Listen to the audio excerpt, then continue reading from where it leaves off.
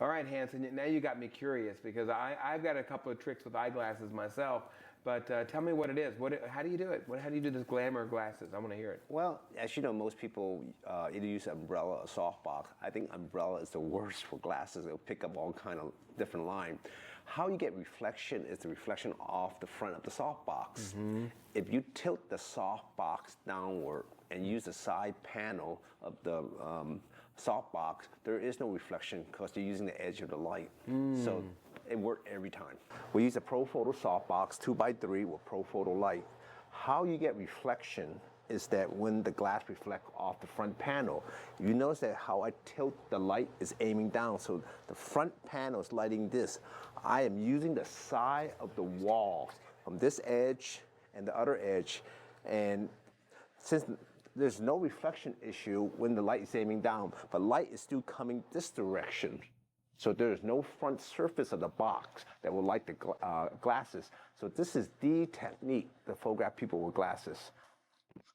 Fantastic, good, good, good, good. Look at it, perfect, perfect. It's beautiful. That is nice. And that's how we do business portrait all day long. Never have reflection problem. The key is the light source is aiming down, the back wall is throwing light in the front, and you will never get reflection. Simple technique for professional photographer. You know, when people walk into my studio, right away I look at their face. What kind of face do they have? A narrow face, a very thin oval face, which is the prettiest angle, and round face. So basically we're looking at three types of pattern lighting I use: broad lighting, short lighting, and modified glamour. Those are the general three guidelines on light that I use. When I start using, say, a narrow face, if we put a reflector, create, say, 4:1 ratio, there's a shadow. Shadow gives slimness. If you have a thin face, I don't want to make you thinner. I need to add weight to you. So the old technique is called broad lighting. We'll go from one end to the other end, which is okay. To get more depth and dimension is adding a kicker light to one side to give even more dimensional lighting. So you have a plan every time you see every a face? Every time. Okay. You have a round face, basically, then I'll probably use a reflector, and I'm gonna go to 4:1 ratio, 5:1 ratio, and what I call mask of the face. You cut the line right to the very edge of the face, and that gives illusion that it's thinner.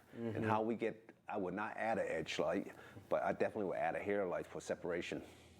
When we get an oval face, we just smile. That is the best angle. You hit the mother load. Oval face, you can't screw up. You can't screw up. It's like when you're narrow, we can make you bigger, and you're round, we can make you thinner. When you have an oval face, you can virtually go any direction. My face is oval round, so I don't really want edge light. I will put a shadow to make me thinner. But when you have an oval face, you gotta make everything look good. Then based on could either be broad lighting or short lighting. What Monty taught about loop lighting. If I have an Asian nose or African nose, I would do split lightings to thin the nose. So my decision is pretty simple. It worked just about every time. It sounds like you're looking at your shadows a little more than you're looking at your highlights. I mean, to shape the face. When you become a real good photographer, you come to the dark side. That's good. You understand shadow, because shadow slim the body down. I mean, you see all these fashion magazines, and you get these beautiful people. A beautiful person, when the check doesn't bounce. I mean, that's it. You know, show me the money. It's my job. Get that credit card into my pocket. It's making people look good and understanding shadow. You know, and I'm finding that too, Hanson, in my own business, that even my own photographers who I'm training and working with on a weekly basis have trouble making nice groups. So for all those great professionals out there that are worried about this new generation of digital photographers taking all their business, if they could just learn to make great group photography, they've got job security. Would you agree with that? Absolutely. It's a lost art. I've been taught by Rocky Gunn, you've been taught by Monty. We know how to do chair posing. We know how to create uneven height. And most people just stack people up. And all they have is just expression. That's good to a point. I mean, if everybody's size 2 and 3 is great, but when you have size 12 and 14, stacking people up doesn't really look good. Great. Now, on your groups, how do you light that? Do you just do one big light over camera? But you've already talked about shaping. Can you talk about your lighting a little bit? Well, you know what we do is, because we do large family group, it's always called ratio light. So we always start with fill light. In our studio, we have one f-stop, f16. Okay. Because the reason we do f16 is the range of sharpness. Okay. I need the foreground all the way to the background because I have to stack sometimes 3 rows deep. So I need f16. So the ratio of light that I prefer is 4:1. So we always start with fill light, and then we add the main light, get the ratio we want. And how we create the depth is from behind. Yeah, umbrella, softbox? I am always into a softbox. Okay. This studio is beautiful in the front, but I have a very small shooting room. I know how to pose group. My first studio is interesting. It's only 6 feet tall. It's a basement, so I have to learn how to do chair posing because you stand up, you hit the ceiling. So now that I have a bigger studio, I just know how to put people together. Yeah, softbox is a little more directional. Very directional. It's not as sloppy as an umbrella. Umbrella is what we use for weddings because it's quick and fast. Pro Photo, our favorite size box for group is 3x4. I sometimes use 4x6, but most of the time it's 3x4 just because of space. And do you put a light behind the group, separation? Yes, generally I basically have 2 edge light, hair light, and a background light. So it's 4 light from behind. It sounds real complicated. It's not. I don't even think about the lighting. It's secondary. The most important thing is get relationship with people, talk to people, because professional photographers don't fumble over the gear. We know what we're going to get. You talk about chair posing. How do you get the heads right where you want them? Because I know in a successful group, you're trying to build a pyramid or an inverted pyramid. What is the secret to those little nuances? 3 shapes that we always look for. We call it W, M, and we call it hook. Oh, wow. That is our concept of our pose. A W is basically what you see. I'll give you a sample. We have 5 people. 5 people. That means 2 in the front, 3 in the back. If you look at it, create a W. You want an M, it's 3 in the front, 2 in the back. So a lot of times you see me speaking, say we have 5 people. Yeah. Best sample, say, I look at how many A's do I have.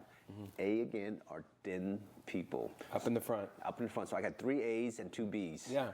And the key, then you see that would be a M pose. The key thing is that the A will always look thin, and we use the A to body block the B and turn them into A. I see. That's the key. Turn a B into an A. Right. If you're a man or female when you walk in, first thing I always said, do you have a preference what side you like to be photographed? I ask permission. That's how I visit them. They look at me, and sometimes a woman say, I do know what side I prefer to be photographed.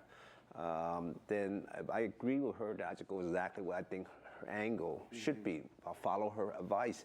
If I feel that it's just wrong, I will do what she wants and shoot the other side what I think is right, then let her compare. Women love a choice. Most men want you to decide for them. Most men, but women like choices. If they make the right decision, the right choice, then I say, cool, you're right, you look the very best. But if she chooses what is not correct, in my opinion, I still gonna photograph it, then show her what I could do and put it side by side, and she normally say, wow, you are good. Another technique that we, as you photograph, people have 40, 50, they start having what we call double chin. I think everybody should have only one chin. So the lens is above the chin line. Yes, I am distorting the rest of the body. I don't really care, as long as the face look good, because I know how to position the body look good, and I will distort the face where you have only one chin line. So that's my rule. Either you look good or you don't look good. Yeah. Best sample is some old-time instructor taught us the technique called the turtle technique. And the turtle technique is very simple. You turn the head one direction and pull the chin forward and then pull the skin in. That technique does work, but people feel stupid. So the other technique that we do is we say lean forward and look up, and that feels so more natural, and they automatically pull the chin in.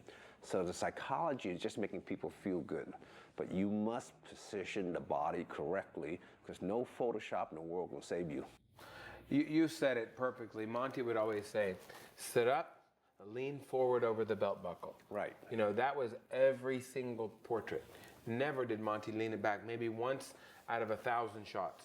And that would be a seated bride where it was, leaning back. He always leaned forward over the waistline. One of the reasons why we do that is that the camera angle, as you lean forward, the stomach drop. We don't want a bigger stomach, and, Tell me about it. I know. so by leaning forward and lift up, a lot of my angle is shooting down on people, because as you get most of my clients a little bit, well, not all of them, but a little bit extra weight, put the camera away from the stomach, and the stomach looks small. And proper clothing is pretty critical too. What is good clothing for family portrait? Well, the most important thing is see the face. The clothing should enhance the face. Less contrast with clothes. I mean, tonality. You don't want to be red and green next side by side unless you're shooting black and white. Same contrast with clothes. Long sleeve if possible for family grouping, because the skin tone is competing against the face. Dark hose, no light skin hosing, because again it's flesh tone. Everything is focused around the face.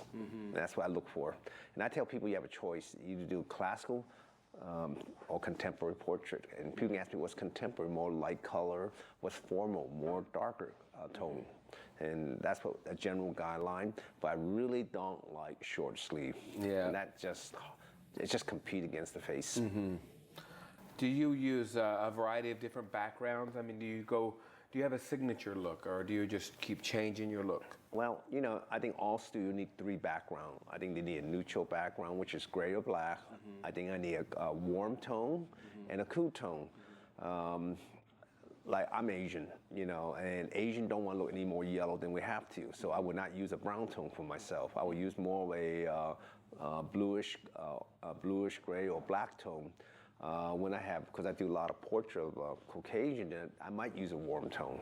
So basically every studio needs 3 type of background: neutral, warm, and cool. Cool. Well, what's kind of interesting, you look at this, one of my favorite photographs right now is that Denny photo black. I like black background right now, so a lot of my work is just black background. The reason it looks unique is because the light is from behind. Give me 3 photographers that you really look up to. 3 great photographers. Well, in the past, it's very interesting. I would say Bill Stockwell was my first teacher. Second teacher was Monty. And then my mentor was Rocky Gunn. Those were the 3 dimensions of who Hanson Fong was. And after that, I would say who really changed my direction again was Al Gilbert. So can't be 3. It really is 4. Those are all people I really look up to. Tell me more about Sir Albert. Well, Sir Albert Gilbert, he was knighted. He's a legend. He's a legend. One of the last of the living legend that I basically, yes sir, no sir, I will carry your bag anywhere. Really quick story, he had a job to photograph Martin Luther King Jr. III. He called me up and said, bam, anytime you call, I will fly anywhere in the world. So I carry his bag. And we're shooting Martin Luther King Jr. and we were in Atlanta. It was fascinating. We're shooting film. He has Polaroid, and he forgot to adjust the ASA. So, Martin Luther King with his team, Al King with his team. He's looking good. He took the shot. He forgot to adjust the ISO. He pulled it out. He peeled out. He went up to Martin. Gee, Martin, I made you look white. I mean, I just look at that. You see, I start shaking. That's great. And his humor. Yeah. And he taught me that people like humor. Yeah. And naturally, he reshot it, and Martin loved the photograph. Yeah. But I was like standing over his shoulder, and he just laughed it off, because professional never show fear. He taught me how to relate to people. At this stage of my career, I'm a little bit older than you. It's kind of time to give back a little bit. Yep. Are you involved in charity work? I belong to the PPA charity. I'm very active in that. Also belong to Lions Club for the blind, where we try to raise money for people that can have funding for eyeglass. So whatever they ask me to do, I'll be happy to do. But it all comes back to you, because they say we need a family portrait, we need a business portrait. You got to reach out to your people out there, and they'll find back to you. Hanson, everyone's looking for the magic bullet. The magic bullet. What is it? I would say the greatest thing I had was that I invested in education. I had a lot of great teachers, and when you look at my work, I can tell you exactly where that came from. Because there's very few geniuses out there that set the standard. I'm basically a person that copied from everybody and modified according to what I need. Um, what I tell people is get as much experience they can, and don't practice with your client, practice with your friend to get it down pat. Because people know when you know what you're doing, and people know when you're faking it. These young photographers think they can fix everything in, Photoshop. It's making people look good, and that's what our business is about: making people looking good, capture relationship. 50% of the PPFA membership is under 30 years old, the young guns. What kind of advice could you give this crowd? My advice is finding a mentor. A mentor will change your whole direction, because you grow from your mentor. Your mentor always wants you to become better than they are. Today, photographer, there's no fear factor. Let's say when they shoot, like I shoot with a 16 gig card. I mean, it's forever. Film is like collects a dollar. I mean, I'm cheap, and I learned the old school. Be educated as much as possible, attend a week-long class, see as many seminars you can. And there's a thing called wheel assessment. How good is your business marketing? How good is your photographic marketing? How good is your people skill? If you're really balanced, you're a tight circle. If you're really good in technical but not good people skill, or not, your wheel is not balanced. So you got to understand marketing, and you have to be a complete package. It's not just one depth or dimension. You're looking at my workroom right now. I'm in my basement of my studio. This was my father's butcher shop. When I had a little, he gave me a little space. I'm 5'11", so you know that it's about really a 6-foot studio. So it's very hard to do portrait here. So basically, what I'm telling you that how I learned chair posing technique, because I didn't have a choice, because I had no height. The studio is probably 8 feet wide by 6 feet long, and it's kind of very narrow. But this is where Hanson started as a photographer. This is the only space. What I really like to show you is where my first super light is. That when I was a young man, didn't have a lot of money. So one day my mom was missing a Tupperware. So I actually took her Tupperware, and here it is, my first light. I made it. I cut a hole in it. You see that tape? This is 40-year-old. So saw in the magazine, put aluminum foil. I put light in there. So I created my first light box 40 years ago. So I keep this for memory, because right now I have the best of the best lighting, but I always keep this because I knew where I started. That's not you, is it? Yeah, that's me. That's neat. That's someone neat. took a picture we were snapping. That's great. So I could tell you that it's fun to look at. Is that when you appreciate, you say you have a small studio. This is a small studio. I mean, you have to know how to do chair posing. You have to raise and lower people, because this is all I have. So don't complain, because I'm happy. I'm very happy. This is a great profession. This used to be my dart room. Now it's kind of a collection of all my junks, and this is my history room. One of the best photographs is that you see all these little camera here. This is how I really started photography.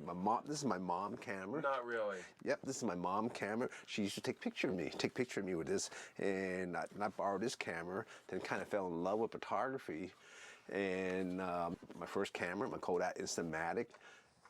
Then when I got to a professional photograph, I kept my Yashica mat, and I bought that. I remember what I paid for that. It was $30. I mean, it was still worked. And I found my dad's camera, when he was taking a picture. I found that. So it's kind of interesting that this is the history of Hanson Fong. I'm very close to my godparents, my special friend. I just stick in the wall because I want to enjoy looking at them every day. So I see it right away. Because photography really holds up your memory to the past. And a lot of people are not here anymore. And that's okay. They lived a good life. But it's fun, it's messy, it's all about me. Upstairs is always perfect, but down here, I'm home.